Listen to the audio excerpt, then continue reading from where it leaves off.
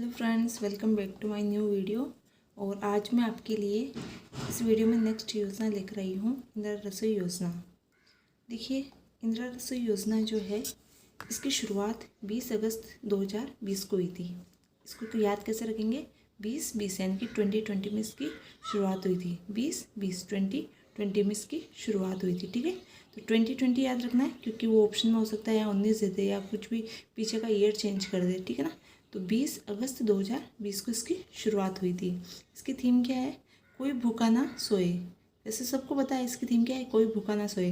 लेकिन देखिए, जब हम एग्ज़ाम देते हैं ना तो वो थोड़ा सा चेंज कर देता है, जैसे कोई भूखा ना रहे।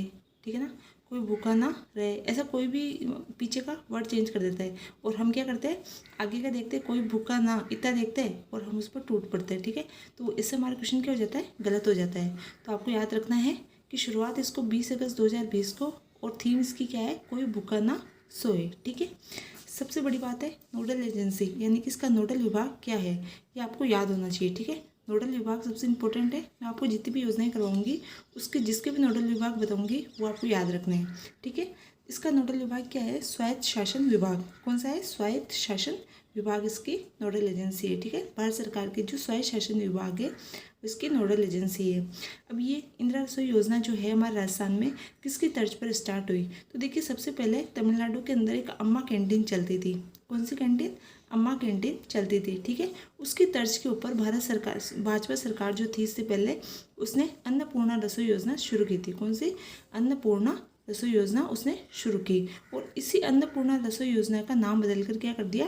बाद में इसने कांग्रेस सरकार ने इंदिरा रसोई योजना कर दिया। ठीक है, तो सबसे पहले जो तमिलनाडु की अम्मा कैंटीन थी उसके तर्ज पर राजस्थान में इंदिरा रसोई योजना, इसका पूर्ण पहले का जो नाम था अन्नपूर्णा रसोई योजना, इसकी शुरुआत की थी किसने? भाजपा सरकार ने। और उसका नाम बदलकर किसने?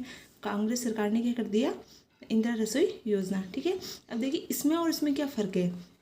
तो जो अन्नपूर्णा रसोई योजना थी, थोड़ा सा याद रख लीजिए, क्या पता क्वेश्चन पूछ ले। तो देखिए, इंदिरा रसोई योजना जो थी ना उसके अंदर पहले नाश्ता दिया जाता था। ठीक है, मॉर्निंग में क्या दिया जाता था? नाश्ता दिया जाता था, उसके बाद खाना, फिर शाम को खाना। ठीक है, लेकिन इसमें जो इंदिरा रसोई योजना है इसमें सिर्फ सुबह का और शाम का खाना दिया जाता है। ठीक है, तो आपको ये डिफरेंस याद रखना है कि इसमें नाश्ता भी दिया जाता था। ठीक है, इसमें नाश्ता नहीं दिया जाता इंदिरा रसोई योजना के अंदर। अब प्रारंभ में क्या था? प्रारंभ के अंदर 213 निकायों के अंदर, नगरीय निकायों में 213 नगरीय निकायों के अंदर 358 रसोइयों को शुरू किया गया 100 करोड़ की लागत से। देखिए, ये आंकड़े आपको याद करने ही पड़ेंगे क्योंकि इंदिरा रसोई योजना का जब भी क्वेश्चन आता है तो या तो वो बहुत ऊपर से दे देता है या फिर वो आंकड़े जरूर देता है। ठीक है, तो वैसे मैं बहुत शॉर्ट में लिख रही हूँ और मेरा जहाँ तक है कि 99% इससे बाहर क्वेश्चन आपका नहीं जाएगा। ठीक है, तो इसके अंदर क्या है? 213 नगरीय निकायों के अंदर 358 रसोइयाँ शुरू की गई। इसको याद रखने के भी मैं बता दूंगी भी। फिर उसके बाद में जो अभी 2022-23 का बजट जारी हुआ था हमारे इससे पहले वाला, उसके अंदर इसको बढ़ाकर 358 को बढ़ाकर कितना कर दिया? 1000 रसोइयाँ कर दिया। इसकी लागत कितनी आ गई? तो पहले 100 करोड़ थी और अभी क्या हो गई? 2.5 करोड़ हो गई। ठीक है, इसके अंदर पहले प्रारंभ के अंदर 213 नगरीय निकाय थे, वर्तमान में कितने हो गए? वर्तमान में 240 नगरीय निकाय। तो देखिए, अगर वर्तमान की आपको पूछते हैं, क्या पूछते हैं? वर्तमान की, मतलब अभी करंट में क्या संचालित है? 1000 रसोइयाँ संचालित है 250 करोड़ से, और 240 इसके अंदर नगरीय निकायों में संचालित है। ठीक है, ये चीज़ आपको याद रखना है, ये वर्तमान की है। ठीक है, फिर अभी जो बजट जारी हुआ हमारा 2023-24 का, इसके अंदर 2000 रसोइयाँ यानी कि 1000 को बढ़ाकर कितना करने की घोषणा की गई है? 2000 रसोइयाँ करने की घोषणा की है। और बजट इसमें कितना आएगा? तो 700 करोड़ की लागत से। ठीक है, प्लस इसके अंदर अभी जो वर्तमान में जो इंदिरा रसोई योजना चलती है वो सिर्फ शहरी निकायों में चलते हैं। ठीक है, तो इस वाले बजट के अंदर ये भी घोषणा की गई जो ग्रामीण कस्बे हैं उनमें भी इंदिरा रसोई योजना का विस्तार किया जाएगा। देखिए, ये सिर्फ घोषणा की गई, अभी तक इम्प्लीमेंट नहीं हुआ है क्योंकि इम्प्लीमेंट जो है वो घोषणा के 1 साल के भीतर भीतर होता है। ठीक है ना, तो अभी तक ये इम्प्लीमेंट नहीं हुआ। अभी वर्तमान में क्या चल रहा है? तो 1000 रसोइयाँ है 250 करोड़ की लागत से और 240 नगरीय निकायों में संचालित है। ठीक है, अब इसको याद कैसे रखें मैम? देखिए, 213 निकाय स्टार्टिंग में थे, प्रारंभ के हमेशा याद रखने होते हैं। हमें ये दो चीज़ें तो कंप्लीट याद रहनी ही चाहिए। तो 213 में 2 1 3, ठीक है ना, 213 के अंदर 213 नगरीय निकाय है, फिर 3 2 5 5 3 8, ठीक है। 3 2 5 5 3 8 यानी कि 358 रसोइयों में शुरू किया गया। 3 2 5 5 3 8 2 1 3 3 2 5 3 2 5 5 3 8, ठीक है। 358 रसोइयों में शुरू की गई।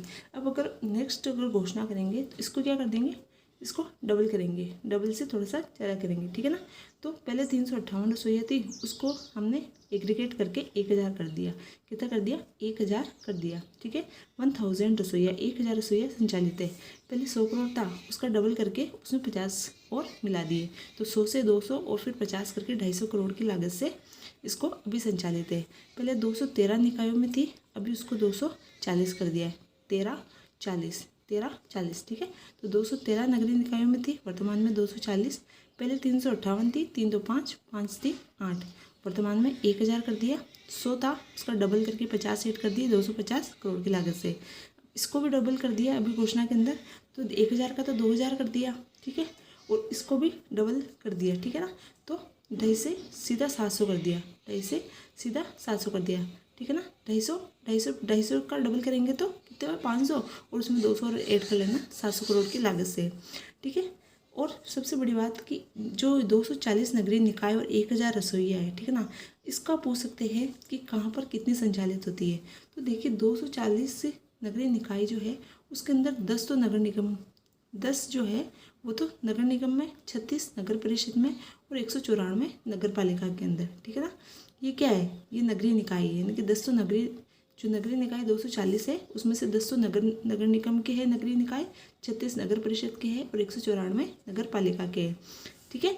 और इसके अंदर कैसे, सबसे ज़्यादा तो देखो नगर पालिका छोटी होती है, ठीक है, ज़्यादा फैली हुई होती है, तो सबसे ज़्यादा 194 नगर पालिका में, उसके 20 36 नगर परिषद में और 10 नगर निगम में। इसको ऊपर से नीचे की ओर आपको मोबाइल नंबर याद कराए थे मैंने, 17 6 344, क्या याद करवाए थे, 17 6 344, किसके करवाए थे, याद कीजिए। ऐसा नगर पालिका अधिनियम 2009 के करवाए थे ना, 17 अध्याय 6 अनुसूची और 344 धारा है, इसको भी वैसे याद रखना है। 10 36 194, 10 36 194, 10 36 194, ठीक है ना। तो 10 36 194 मतलब 10 नगर निगम, 36 नगर परिषद और 194 नगर पालिका। अब देखिए 10 नगर निगम के अंदर 361 रसोइयाँ है, कितनी है, 10 नगर निगम के अंदर 361 रसोइयाँ है, तो 361 रसोइयाँ है 10 नगर निगम के अंदर। 36 नगर परिषद के अंदर 311 है, तो यहाँ पर भी 3 है देखिए, और यहाँ पर भी 3, तो 311। ऐसे थोड़ा बहुत आपको थोड़ा बहुत याद रखना पड़ेगा, ठीक है ना, इनकी क्योंकि आंकड़ों की कोई ट्रिक भी नहीं होती है। 36 का 311, ठीक है।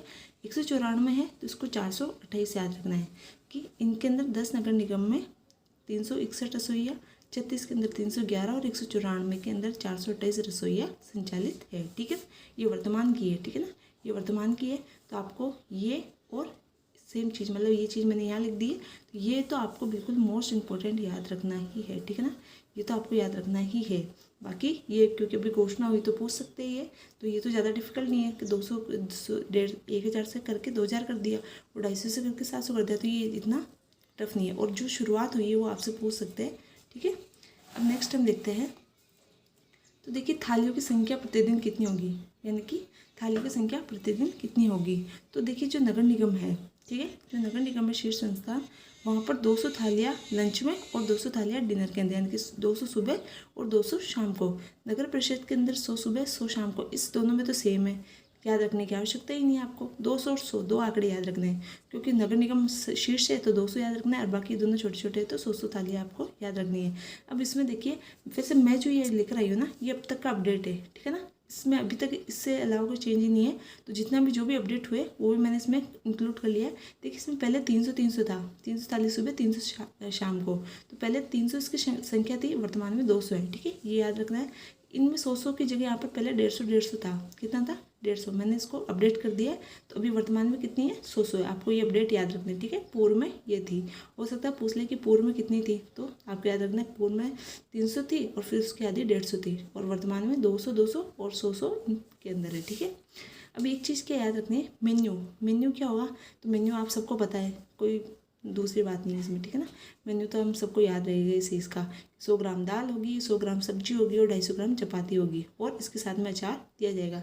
अब कोई मुझे बताना कि 250 ग्राम चपाती में कितनी चपाती आती होगी, क्योंकि मैंने तो कभी देखा नहीं है, आपने देखा हो तो बताना, ठीक है। तो 250 ग्राम चपाती होगी, 100 ग्राम दाल और 100 ग्राम सब्जी और अचार इसके साथ दिया जाएगा। अब देखिए इन दोनों चीज़ों में यानी कि एक तो थाली की संख्या में और एक मेन्यू में परिवर्तन किया जा सकता है। कौन करेगा? तो जो राज्य स्तरीय समिति होती है, ये याद रखिएगा, क्या इनमें परिवर्तन हो सकता है? बिल्कुल हो सकता है। करेगा कौन? जो राज्य स्तरीय समिति होगी उसकी सिफारिश पर थाली की संख्या और मेन्यू में परिवर्तन किया जा सकता है। याद रखिएगा ये चीज़ कि जो राज्य स्तरीय समिति होती है उसकी सिफारिश पर थाली की संख्या में परिवर्तन किया जा सकता है, और जो स्तरीय मतलब जो स्थानीय स्वाद होगा, मतलब कहीं कहीं पर अलग अलग चलता है, ठीक है ना। जैसे अगर हम उधर गंगानगर साइड में चले जाए तो हो सकता है वहाँ पर कुछ चीज़ फेमस हो, तो उस हिसाब से मेन्यू में चेंज किया जा सकता है स्वादानुसार, स्थानीय स्वाद के अनुसार, ठीक है। समय का क्या होगा? तो देखिए दोपहर का खाना कह लो या सुबह का खाना कह लो, इसमें तो 2 ही टाइम का खाना दिया जाता है, नाश्ता नहीं दिया जाता है, ठीक है। दोपहर का कह लो या सुबह का खाना कह लो, वो 8:30 बजे स्टार्ट होता है और 2 बजे तक चलता है, ठीक है। 8:30 से लेकर सुबह 2 बजे तक ये चलता है। पहले इसमें समय क्या था? 8:30 से 1 बजे तक था। देखिए इसमें चेंज हुआ है, पहले 1 बजे तक था, वर्तमान में 2 बजे तक चलता है, ठीक है। तो देखिए जो चेंज था मैंने करवा दिया है सब जगह। तो दोपहर का खाना या सुबह का खाना 8:30 बजे से लेकर 2 बजे तक, और रात्रि का खाना जो है वो 5 बजे से लेकर 8 बजे तक चलता है, ठीक है ना। सुबह 8 से 2, फिर 5 से 8 बजे तक। नाश्ता इंक्लूड नहीं है, ठीक है ना। इंदिरा रसोई योजना में नाश्ता नहीं दिया जाता है, ठीक है। अब इसमें लाभार्थी और अनुदान की राशि क्या होगी, यानी कि हमें कितने पे करने होंगे और सरकार की तरफ से सब्सिडी कितनी मिलेगी। तो लाभार्थी अनुपात अनुदान की राशि क्या होगी? तो पहले देखिए 20 रुपये एक थाली कितने की होती थी? 20 रुपये की होती थी। 8 रुपये हमें देने होते थे, 12 रुपये सरकार देती थी, ठीक है। वर्तमान में याद रखना है कि हमें तो 8 ही देने हैं, लेकिन सरकार कितने देगी? 17 रुपये, क्योंकि थाली की कीमत बढ़ के कितनी हो गई है? 25 रुपये। तो जो 5 रुपये बढ़े वो सब्सिडी में बढ़े। आपको इतना याद रखना है कि जो 5 रुपये की वृद्धि हुई है, पहले 20 थी अभी 25 है, तो जो 5 रुपये की वृद्धि हुई है वो सब्सिडी में होगी, जो सरकार देगी। पहले 12 देती थी, अभी क्या देती है? 17। तो सब्सिडी 12 से बढ़ाकर 17 कर दी गई है, ये आपको याद रखना है। अब इसमें कुछ इंपॉर्टेंट फैक्ट है जो देख लीजिए कि जिला स्तर पर इसकी योजना की निगरानी कौन रखता है? तो कलेक्टर रखता है, ठीक है।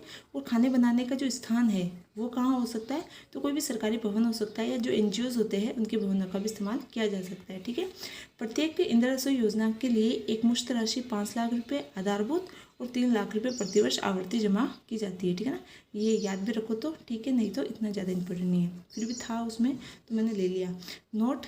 इसमें एक चीज़ और याद रखनी है कि इंदिरा रसोई योजना में जो अभी डेली जब खाना खिलाया जाता है, तो जो वैन होती है, जो इंदिरा रसोई योजना की जो जगह होती है, वहाँ पर 2 राज्य स्तरीय समाचार पत्र लगाए जाएंगे। यानी कि जो खाना खाने लोग आते हैं उनके पढ़ने के लिए 2 राज्य स्तरीय समाचार पत्र भी लगाए जा सकते हैं। ये इंपॉर्टेंट चीज़ है।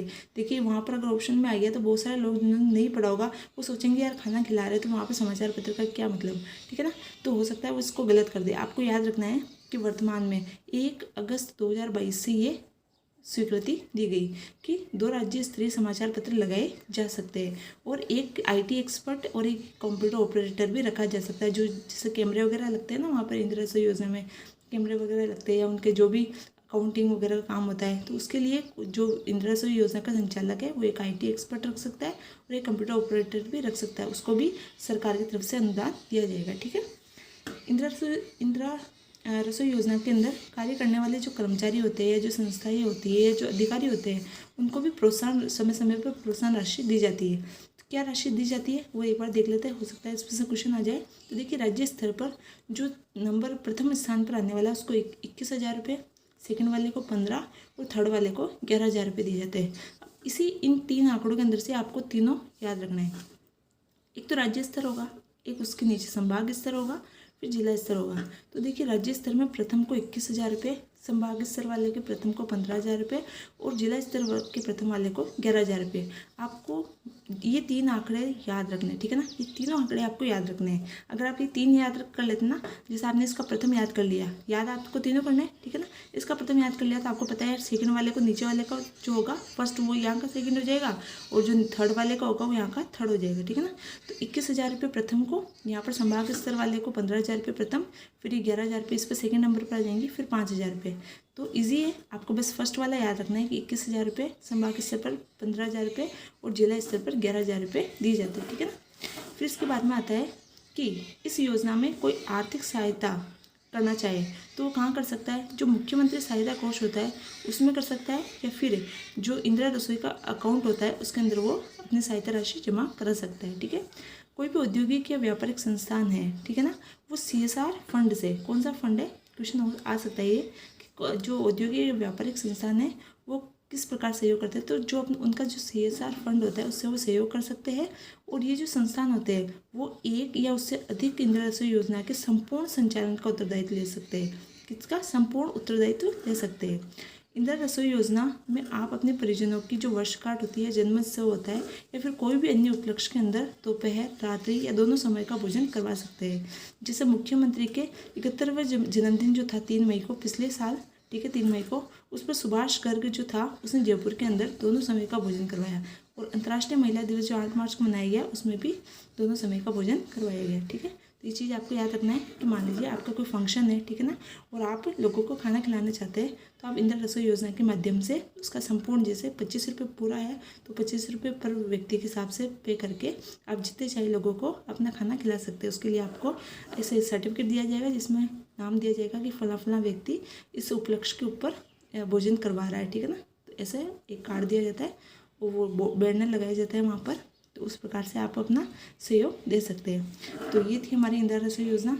आई होप आपको पसंद आई होगी और इसकी शॉर्ट नोट्स है, इससे आपका काम हो जाएगा। ठीक है, हम मिलते हैं नेक्स्ट योजना के अंदर। और तब तक अगर अभी तक भी आपने चैनल सब्सक्राइब नहीं किया है तो प्लीज़ सब्सक्राइब कर लीजिए जल्दी से।